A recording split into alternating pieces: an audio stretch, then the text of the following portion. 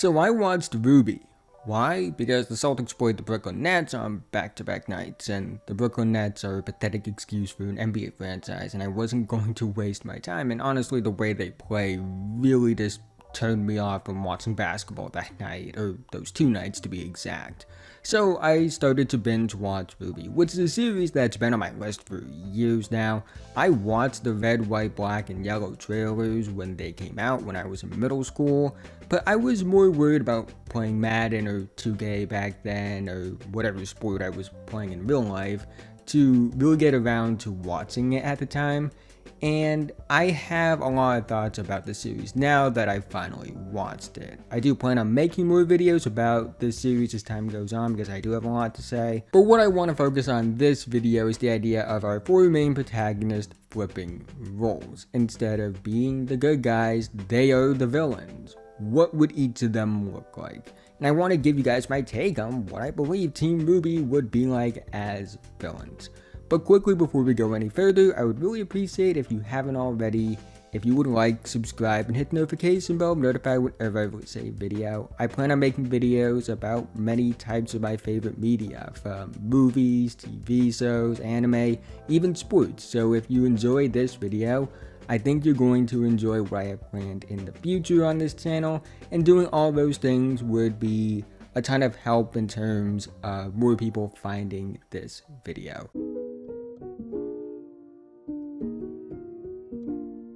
So here's how I want to format this. I'm not simply going to just make the 4 characters evil and ruthless for the sake of it, because I feel like that would just be taking each character's skin and putting it on a completely different character. I want to make it so I present something that feels like the same character, but as a villain. Yes, the characters will be different. They will have different morals. The dynamics may be different, but it still feels like the character at its core. That's my goal in this video. Also, I will say you don't have to agree with this at all. This is all just my interpretation based off my opinions about these characters. You may think it's impossible to make Ruby Rose a villain, or you may have a different view of what a villain version of Weiss would be. That's okay. We are all allowed to have our own opinions. We're all allowed to agree or disagree or even find a middle ground. I'm not an expert on this. I don't have a degree in film or script writing. I don't have an art degree, which is why I'm focusing on the characters and not the designs. I'm not qualified, and I want to make it clear that my word isn't the law. It's just how I feel. I'm just a guy making a video on the internet for fun. So with all that out of the way, let's get into it.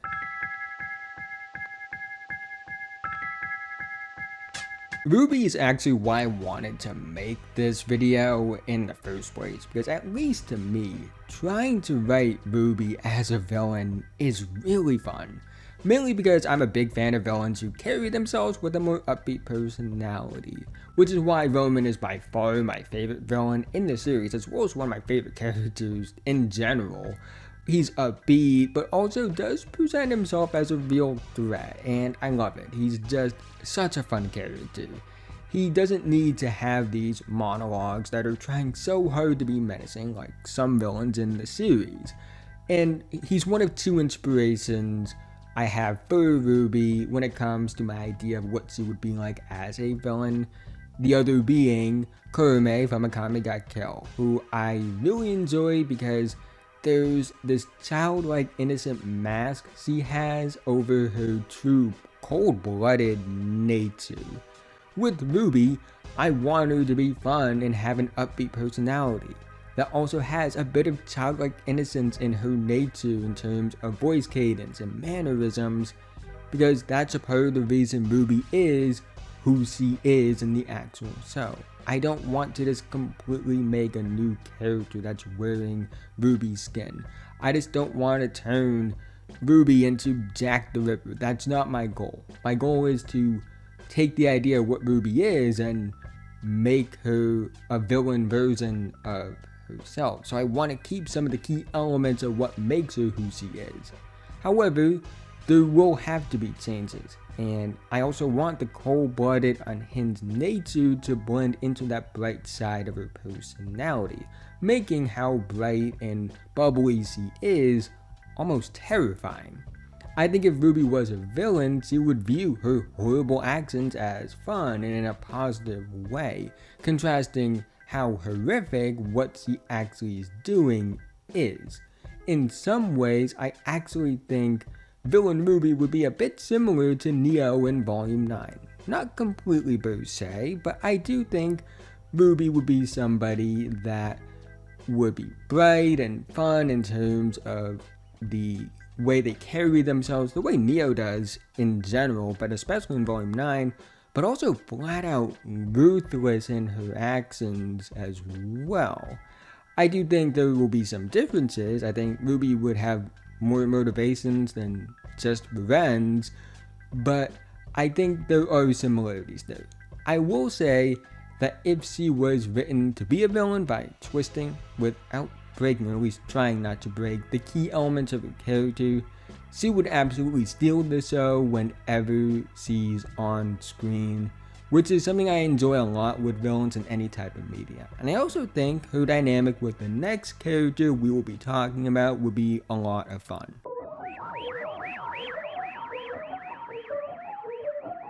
What I'm about to say is something I didn't expect to say when I started the writing process on the script for this video. But for the idea of Weiss being a villain, I ended up drawing inspiration from two elements I never expected I would. The first being her volume 4 through 6 design.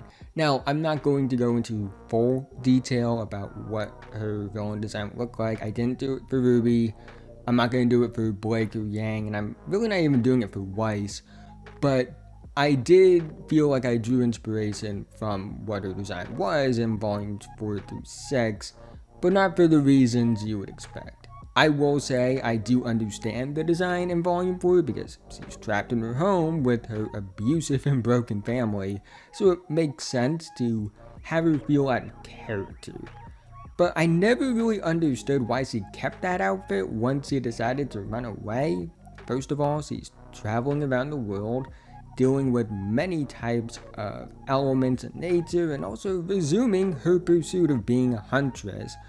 So why on earth is she wearing a party dress? On top of that, she's running away from her family, and what she's wearing clearly shows that she's a Schnee. So it really never made sense, although that's a whole other video for a whole other time. You might be wondering why something that I clearly didn't like and had questions about inspired me for this. And while I'm not designing these characters here, I don't really have the skills for that, I do think if Weiss was a villain, her outfit would look somewhat similar to that volume 4 through 6 design. I think it would look better and less bland, but the baseline idea of it I do think would match. The reason for that is because of Cinder. Now, I have my own problems with Cinder. I've always found it really hard to take her seriously when it comes to watching the series because of the fact it just feels like she's trying way too hard to be menacing and a threat and present herself as a scary character. The same way I felt about Pennywise in the remake of It. Although in recent volumes I would say she's grown on me a bit as a character. However, the reason I drew inspiration from Cinder for Weiss is her volume 1 through 3 design. I love that design for her. It was not made for combat at all, however I felt like that was kind of the point. She was so confident in her abilities and powers that she didn't feel like she needed to protect herself because she was just that good, which is downright arrogant and vain. Because she wants you to think she's perfect, even though in reality she's not, which was proven in later volumes. That's how I would view Weiss if she was a villain.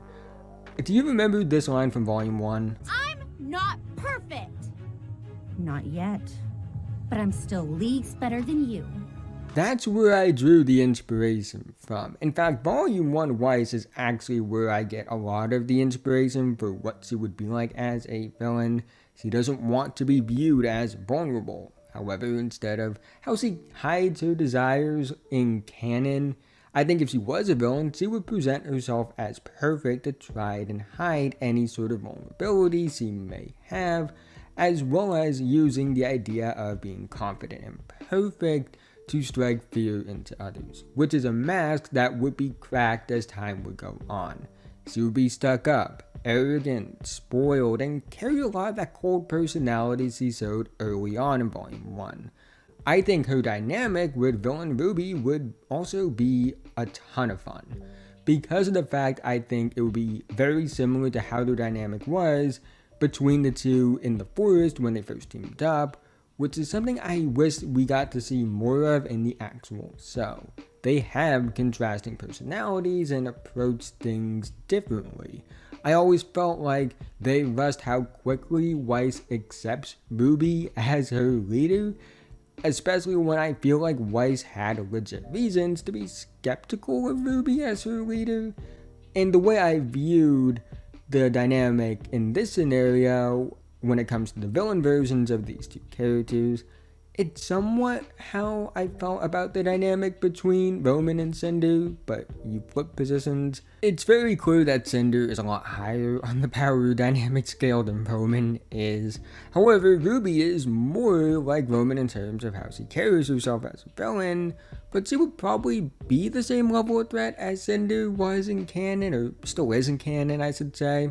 Where Weiss is more like Cinder in how she carries herself as a villain, at least to a certain extent, but she would probably be lower than RWBY in terms of power dynamic, although I think she would be higher than Roman in terms of her power dynamic. I think it would be a lot closer in terms of where those two are in terms of the scaling, and as a result, I do think Weiss would view RWBY the same way she did in Badge and the Burden. However, unlike how that one only lasted 1 or 2 episodes, it would be a long-term thing here. And also, RWBY wouldn't be hurt by this necessarily. She would more be amused by it and use it to get under Weiss's skin, leading to a ton of bickering within their dynamic, which is something I don't think we really got enough of in the actual series. And I feel like that's something, if I were to rewrite the series, which I don't know if I will, I'm not that great of a writer, I would have that real conflict between those two pan out longer. And I feel like we didn't get enough of RWBY actually getting under Weiss's skin. And I feel like in this dynamic, RWBY will get under Weiss's skin a lot. Although, unlike in the actual show, RWBY wasn't trying to get under her skin, where here, RWBY is doing everything she can to get under her skin. A lot of what I did with trying to make Weiss a villain is the idea of her not growing in certain areas she does in the actual series, and I also think it would make her character one that would crumble and fall apart mentally as the series would progress, like a lot of characters we see that are villains that try to carry themselves perfectly. Blake was actually the hardest for me to attempt to write as a villain. I find it hard because, unlike RWBY, who I found I could make a character with her personality traits have twisted morals, and honestly Weiss had twisted morals in Volume 1 to work with, what I felt like was best for Blake is actually not to make her a purely evil character, make her a bit more morally ambiguous. Also, I would probably make her the one that ends up switching sides and going against the villain group. I think the best way to have Blake is thinking what she's doing is for a good cause. And for Blake, I think that a villain group would play on desperation in terms of a need for hope. It's common to see characters like this be manipulated, and unfortunately, it's also something people do in real life. And it eventually becomes something where Blake in this scenario would begin to realize that what the villain group that she's aligned herself with is doing is actually really fucked up and wrong. I didn't just want to make her an Adam clone like they did in Ice Queendom. I honestly wanted to make it so she's somewhat like Emerald and Hazel. At least in a sense of, yeah, these are bad guys, they do bad things throughout the series. However, I think like Emerald, Blake would eventually begin to question the morality of what she's aligned herself with, to the point she does eventually switch sides. And like Hazel, I do think Blake would be a menacing presence that also is one who you don't view the same way as the other villains in the group as time goes on. I think in this hypothetical, as the series would progress, I wouldn't view Blake the same way I would view RWBY or Weiss, especially the more you get to learn about Blake as a character and her motivations. The same way I didn't think Hazel was a pure good guy, and even though I thought and still think his motivations for joining Salem weren't great, I didn't view Hazel the same way I viewed Watts, Tyrion, or Cinder. More or less, I really just want to focus on Blake being misled. Because while I think it's fun to try and write characters like RWBY or even Weiss to be evil, I can't in good faith make a character that is fighting for equality and basic rights the way Blake has in the actual series. I can't twist that. Like, in good faith, I'm not going to do that. I think it's a lot easier for me to take the elements of Blake's early volume character and keep those core elements. And honestly, I think it just works best if she's not pure evil. She's not pure good, but she's more broken from the start and has good intentions, rather than the other two where, even if it's not fully my intent, you could argue that they are pure evil characters. And also, for obvious reasons, Sue would not get along with Weiss at all. In fact, I would say the Blake-Weiss conflict in the actual series is something I could make a whole video about, because I feel like they didn't really handle that the best. Anyways, though, this was the hardest part for me to come up with because of my personal morality and the fact that I originally wanted to make every character pure evil, but the more I thought about with Blake, the more I felt like, at least the way I was writing it, it was just better for me to take this approach.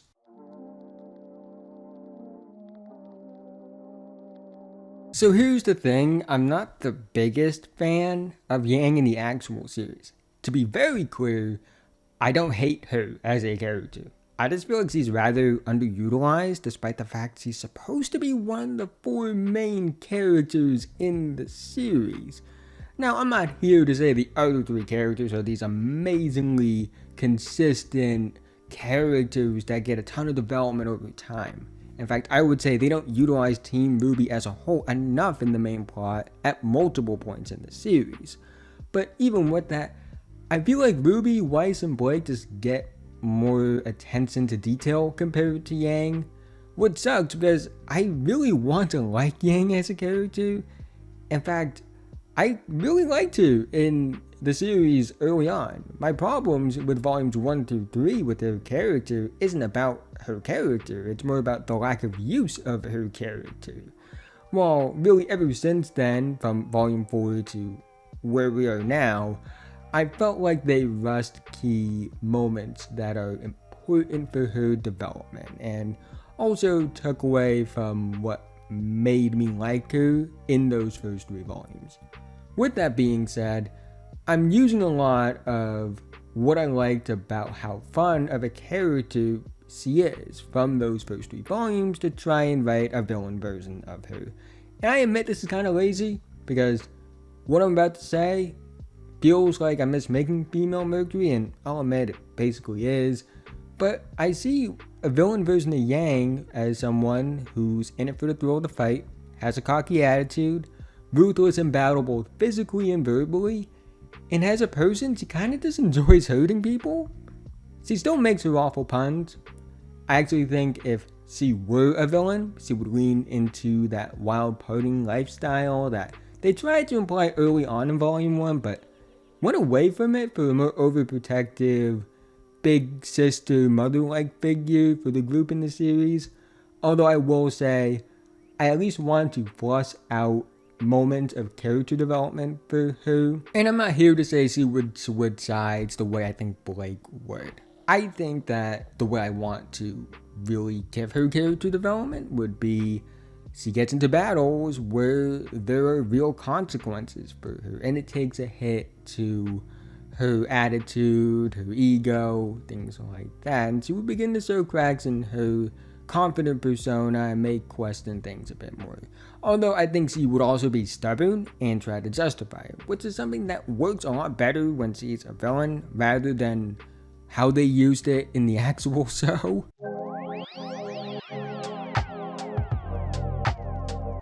So this is my take on what Team RWBY would look like as villains. Is it accurate? Probably not. Does that matter? No, because again, this is all just my opinion. I think making Team RWBY villains is a fun idea. I will say some characters were more fun to brainstorm than others. I think I enjoyed writing RWBY and Weiss a lot more than I enjoyed writing Blake and Yang. Now I will say this, while I think it's fun to imagine these characters as villains, as a pure group, it doesn't really work if they aren't working for Salem or an evil version of Osborn. Mainly because I don't think Weiss, RWBY, and Blake would get along that well. Yang would be cool with anyone, but those three would hate each other, so they need a common source to work with what keeps them in line. But it leads to more questions. Who would be the protagonist? Would it just be the canon villains, but they're good guys now? Would it be Team Juniper? I think the idea of just making the canon villains the good guys would be interesting, especially with how different the villains' personalities are compared to the actual protagonist. Flipping the roles while keeping key elements of personality would lead to different outcomes. Because even if Cinder takes the role of RWBY and isn't this evil character anymore, she doesn't have the same personality as RWBY, which means she would approach things differently. The same way RWBY would take a different approach to being a villain than Cinder, which will lead to different outcomes of similar events. That's something I find really interesting. Maybe I will have to just get better as a writer and fully write out a fleshed out version of my idea of this story now that I think about it.